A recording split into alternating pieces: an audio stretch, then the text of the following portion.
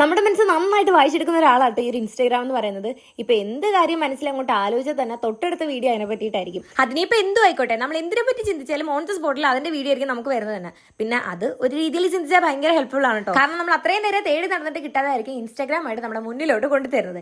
ഇപ്പൊ നമ്മൾ പറഞ്ഞത് എന്താന്ന് വെച്ചാൽ, ഞാൻ ഇങ്ങനെ ഇരുന്ന് ആലോചിക്കായിരുന്നു കേട്ടോ. ഡെയിലി ഒരേ ടൈപ്പ് സ്മൂത്തി തന്നെ കഴിച്ചിട്ട് സത്യം പറഞ്ഞ ഒരു രസമില്ല. അപ്പൊ അതിനെന്തെങ്കിലും ചേഞ്ച് വന്നോട്ടേ എന്ന് വിചാരിച്ചിട്ട് ഇൻസ്റ്റ ഓപ്പൺ ചെയ്തപ്പോഴത്തേക്ക് ഇതാ വന്ന് കുറെ വീഡിയോസ്. അതിന്റെ ആദ്യം കണ്ട വീഡിയോ തന്നെയാണ് ഞാൻ ട്രൈ ചെയ്ത് നോക്കാനായിട്ട് പോണത്. അപ്പോൾ ഇതിന് വേണ്ടിയിട്ടുള്ള മെയിൻ ഇൻഗ്രീഡിയൻസ് എന്തൊക്കെയാണെന്ന് വെച്ചാൽ, ഒരു ജാർ എടുക്കുക, അതിനകത്തേക്ക് നമുക്ക് ഡേറ്റ്സ് ഇട്ട് കൊടുക്കുക, ഒരു 3-4 ഡേറ്റ്സ് മതിയാവും. പിന്നെ നമ്മുടെ കയ്യിൽ നട്ട്സ് ഇട്ട് കൊടുക്കുക, ആൽമണ്ട്സും വാൾനട്ടും ആണ് ഞാൻ ഇവിടെ യൂസ് ചെയ്തിരിക്കുന്നത്. പിന്നെ 1 സ്പൂൺ പീനട്ട് ബട്ടർ, കുറച്ച് കൊക്കോ പൗഡർ, കുറച്ച് മിൽക്ക്, റോബസ്റ്റ് പഴം ഉണ്ടെങ്കിൽ അത് ആഡ് ചെയ്ത് കൊടുക്കാം. അത് അത്ര ഒരു സ്മൂത്തി കൺസിസ്റ്റൻസിയിൽ അടിച്ചെടുത്തതിന് ശേഷം അതിലേക്ക് ചിയാ സീഡ്, സോക്ക് ചെയ്യാത്ത ചിയാ സീഡ് വേണം കേട്ടോ. ചിയാ സീഡ് ഈ ഒരു സ്മൂത്തിയിലിട്ട് മിക്സ് ചെയ്ത് കഴിഞ്ഞതിന് ശേഷം നമുക്ക് ഡെക്കറേറ്റ് ചെയ്ത് കൊടുക്കാം. ഇഷ്ടമുള്ള രീതിയിൽ സീഡ്സോ നട്ട്സോ ഫ്രൂട്ട്സോ ഒക്കെ ഇട്ട് ഇതുപോലെ ഡെക്കറേറ്റ് ചെയ്ത് എടുത്തതിന് ശേഷം ഓവർനൈറ്റ് ആണ് ഇത് സെറ്റ് ആവാൻ പറയുന്നത്. പക്ഷേ ഞാൻ ഒരു 30 മിനിറ്റ് മാത്രം ഫ്രിഡ്ജിൽ വെച്ചിട്ടുണ്ടായിരുന്നുള്ളൂ. എന്നിട്ട് ഇപ്പോൾ ടേസ്റ്റ് ചെയ്യാനായിട്ട് പോവാണ് കേട്ടോ.